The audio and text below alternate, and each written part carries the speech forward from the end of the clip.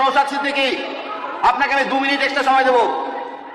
2 minute extra সময়। Thank you sir, thank you. এত বিলে আপনি অবজেকশন দিয়েছেন, রাশের প্রস্তাব দিয়েছেন, সেই জন্য দুর্নীতিকে রোখার নাম করে এই সরকার পঞ্চায়েতের যে অ্যাকচুয়ালি যে উদ্দেশ্য সেটাকে নিস্তেজ করার চেষ্টা করছে। শুধু তাই নয় স্যার, এই সংশোধনী স্যার সংবিধানের একাধিক আর্টিকেলে আঘাত করছে। Article 40, article 40, 243A, 243B, 243C, 243D এবং 243E ও 243O কে সরাসরি আঘাত দিচ্ছে। স্যার আমরা মেনে নিচ্ছি, এটা অস্বীকার কেউ করবে না যে পঞ্চায়েত লেভেলে দুর্নীতি হয়নি, কিন্তু পঞ্চায়েত লেভেলে দুর্নীতি হলে তার প্রধান বা উপপ্রধানকে শাস্তি দেওয়ার জন্য অলরেডি বিধান আমাদের আছে।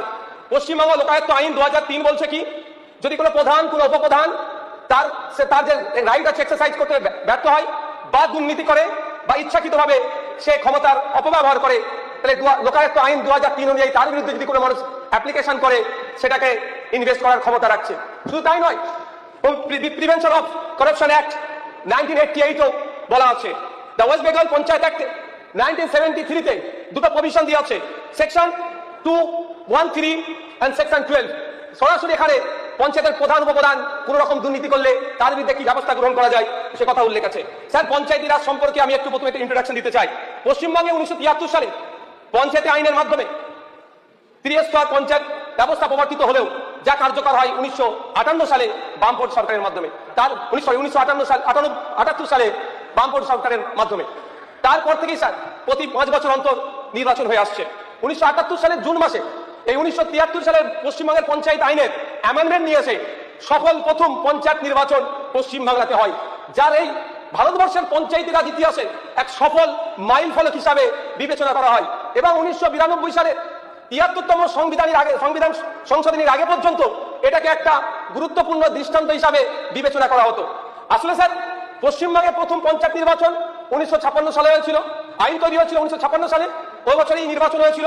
তারপরে দ্বিতীয়বারের জন্য 1963 সালে আইন তৈরি হয়, নির্বাচন হয়। কিন্তু দুটো নির্বাচনীতেই দেখা গিয়েছে গ্রামের খেটে খাওয়া মানুষের অনুপস্থিতি এবং তাদের পঞ্চায়েতে তাদের অ্যাচিভ তারা করতে পারত না। ফলে ত্রিস্তরীয় পঞ্চায়েত ব্যবস্থা 1978 নিয়ে এসে প্রথম লক্ষ্যই ছিল ক্ষমতার বিকেন্দ্রীকরণ ঘটিয়ে তৃণমূল স্তর পর্যন্ত এর পরিষেবা পৌঁছে দেওয়া।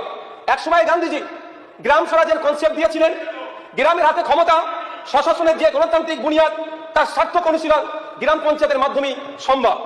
স্যার পঞ্চায়েত হচ্ছে আসলেই স্থানীয় সরকার, ক্ষমতা বিকেন্দ্রীকরণ এবং স্থানীয় সরকারের টাইম নেই স্যার, স্থানীয় সরকার প্রয়োজনে স্থানীয় সরকারের প্রয়োজন, কারণ গণতন্ত্রের প্রসার ঘটে। স্যার গণতন্ত্র আর উন্নয়নের সাথে এই প্রশ্নই অবিচ্ছেদ্যভাবে একে অপরের সাথে জড়িয়ে আছে। স্যার কেন্দ্র সরকার বলুন বা রাজ্য সরকার যে কোনো প্রকল্পই স্থানীয় সরকার বা পঞ্চায়েতের মাধ্যমেই সম্পন্ন করে।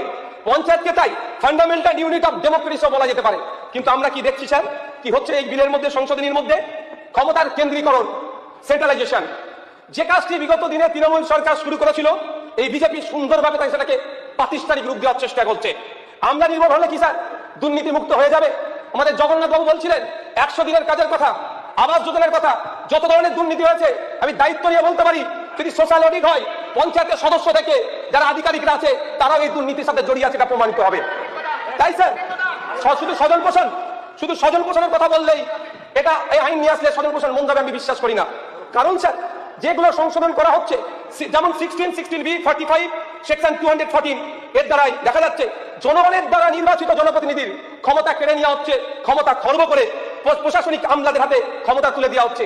পঞ্চায়েতি রাজের অ্যাকচুয়াল যেটা লক্ষ্য উদ্দেশ্য সেটাকে ডাইলুট করা হচ্ছে। স্যার এটা গণতন্ত্রের জন্য স্বাস্থ্যকর নয়, অশানী সংকেত বলে আমরা মনে করছি। স্যার আসলে টপ টু বটম লেভেল পর্যন্ত বিজেপি একটা আমরা দেখেছি যে ক্ষমতার কেন্দ্রীকরণ করার এবং আমলাতান্ত্রিক হয়ে যাওয়া, এর বাইরে না স্যার। যদি এই ক্ষমতাই কেড়ে নেওয়া হয় পঞ্চায়েত থেকে লাভ কি sir? West Bengal state election কমিশনকে দিয়ে কোটি কোটি টাকা খরচ করে নির্বাচন করাটাও আমার মনে হয় বৃথা, ওটাও তুলে দেওয়ার তাহলে ভাবনা নিয়ে আসা হোক। স্যার আমাদের এই পঞ্চায়েতি রাজ সম্পর্কে প্রখ্যাত রাষ্ট্রবিজ্ঞানী তথা অধ্যাপক প্রভাত দত্ত মন্তব্য করেছিলেন, পশ্চিমবঙ্গের পঞ্চায়েত ব্যবস্থার নেতৃত্বে আছে গরিব মানুষের প্রতিনিধি। এদিক থেকে পশ্চিমবঙ্গের পঞ্চায়েত ভারতবর্ষের নজিরবিহীন, সম্ভবত এক ধরনের শুদ্ধ জাগরণ। তাই গত 15 বছর ধরে পিসি ভাইপোর সরকার মিলে পশ্চিমবাংলার পঞ্চায়েত ব্যবস্থার কোমর ভেঙে দিয়েছে। 2012 সালে প্রথম আক্রমণ নেমে আসে বিকেন্দ্রীকরণের উপরে, সেটা মুর্শিদাবাদের উত্তর 24 পরগনার জেলা পরিষদকে কেড়ে নেওয়ার। এই মমতা ব্যানার্জিরা আক্রমণের হাত থেকে নদিয়া জেলা, মুর্শিদাবাদ জেলাও বাদ যায়নি। নির্বাচিত জনপ্রতিনিধিদেরকে সরিয়ে দিয়ে গ্রাম উন্নয়নের দায়িত্ব আমলাদের হাতে ন্যস্ত করেছিল তৃণমূলের সরকার। আর সেই কাজটি আজকে দেখছি এই সরকার আরো জোরদার করতে চাইছে। যদি গণতন্ত্রের সবচেয়ে নিম্ন স্তরের এই প্রতিষ্ঠান আজকে আক্রান্ত হয়, নির্বাচিত জনপ্রতিনিধিদের ক্ষমতা খর্ব করা হয়, তাহলে গণতন্ত্রের সম্প্রসারণ কতটা সঠিকভাবে হবে সে স্যার প্রশ্নের সম্মুখীন হচ্ছে। স্যার আমরা সবাই দায়বদ্ধতা, সোশ্যাল অডিট, স্বচ্ছতা, ভিজিলেন্সের পক্ষপাতের বিরুদ্ধে নয়। আমি ব্যক্তিগতভাবে চাইব ভাঙড়ের 13টি অঞ্চল সহ রাজ্যের 3379টি অঞ্চলে সোশ্যাল অডিট করা হোক, জনসম্মুখে আনা হোক কোথায় কি দুর্নীতি অন্যায় হয়েছে কি, এবং এর বিরোধিতা আশা করছি কেউ করবে না। ভিজিলেন্স কমিশন গঠন করা হোক, স্বচ্ছতার জন্য ওয়েবসাইট ডিসপ্লে বোর্ড লাগানো হোক, টেন্ডার কোথায় কিভাবে হচ্ছে, কে পাচ্ছে না পাচ্ছে তার স্বচ্ছতা নিয়ে আসা হোক, কাজের হাল হকিকত অনলাইনে আপলোড করা হোক, সাথে সাথে কত টাকার টেন্ডার হচ্ছে সেইগুলো নিয়েও আলোচনা হোক, তাহলে একটা অ্যাকাউন্টেবিলিটি থাকবে।